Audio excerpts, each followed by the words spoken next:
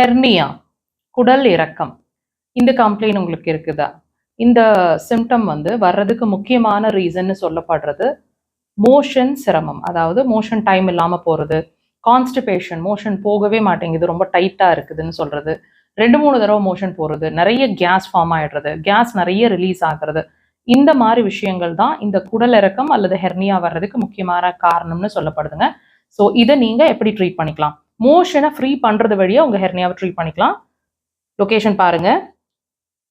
Bomb, அதாவது ஆள்காட்டி விரல் இருக்கு இல்லைங்களா, ஆள்காட்டி விரலோட முதல் க்ரீஸ், 2வது க்ரீஸ், 3வது க்ரீஸ், 2 கலர் சேர்ற இடத்துல மார்க் பண்ணியிருக்க இடத்துல அந்த பாயிண்ட் இருக்கு. உடலை நோக்கி இப்படி ப்ரெஷர்ஸ் கொடுக்கணும். Like this, like this. Deep ப்ரெஷர்ஸுங்க, 3-5 முறை 2 கைகள்லையும் 2 விரல்கள்லையுமே ப்ரெஷர்ஸ் கொடுங்க. ஏர்லி மார்னிங் எந்திரிச்ச உடனே ப்ரெஷர் கொடுக்கறது ரொம்ப நல்லது. மேக்ஸிமம் 10 முறை. ஒரு ப்ரெஷர் 15 செகண்ட் வரைக்கும்